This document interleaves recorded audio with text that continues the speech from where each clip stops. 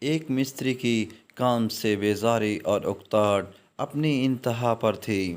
اس سے پہلے کہ کوئی بدمزگی پیدا ہوتی، اس نے ٹھیکیدار کو جا کر اپنا استعفیٰ پیش کر دیا۔ ٹھیکیدار ایک رحم دل اور شفیق انسان تھا۔ اس کے پاس ایک سے بڑھ کر ایک کاریگر تھا، مگر اس مستری کی کچھ انوکھی ہی بات تھی۔ جہاں تک معاوضے اور دستور کے مطابق بود و باش کی سہولیات تھیں، ٹھیکیدار نے اسے ویسے بھی خوب نوازا ہوا تھا۔ اس مستری کی کام سے لگن اور محنت بھی قابل رشک تھی، مگر ایک دن یہ بھی داغ مفارقت دے جائے گا، اس کے بارے میں کسی نے سوچا نہیں تھا۔ ٹھیکیدار نے استعفیٰ لیتے ہوئے مستری سے کہا، جاتے جاتے ایک آخری مکان اپنے ہاتھ سے بنا کر دیتے جاؤ تو میں یہ استعفیٰ قبول کر لیتا ہوں۔ بادل نخواستہ مستری کو کہنا ماننا پڑا۔ مکان کی بے تکی بناوٹ، اکھڑے پلستر، کٹے پھٹے رنگ و روغن اور دروازے کھڑکیوں کے شکستہ کیل پرزوں کے ایک زاویے سے مستری کی اکتاہٹ دکھائی دیتی تھی۔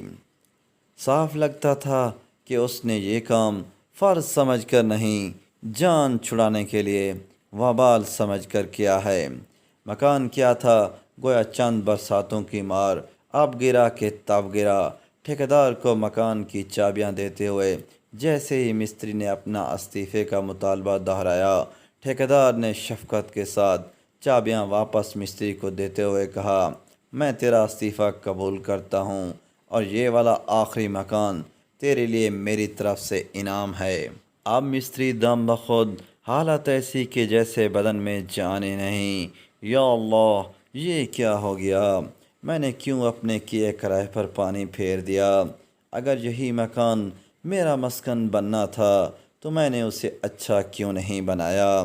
لوگوں کی زندگیوں میں رنگ بھرتا رہا اور خود اپنے لیے یہ بد رنگی کر ڈالی۔ کاش کاش کاش مگر صرف حسرتیں تھیں۔ کچھ ایسی ہی مثال ہماری زندگی میں کیے گئے اعمال اور خاص طور پر نماز کی ہوتی ہے، جس سے اللہ رب العزت تو بے نیاز ہیں، مگر ہم ان سب کو اچھا کرنے کے محتاج ہیں۔ انہی پر ہی ہماری عاقبت اور آخرت کا دار و مدار ہوتا ہے، مگر ہم ہیں کہ جان چھڑاتے ہیں۔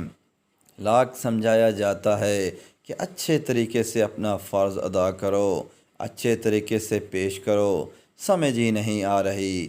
کاش اس وقت سے پہلے سمجھ جائیں جب صرف ندامت اور شرمندگی اور پچھتاوا ہوگا۔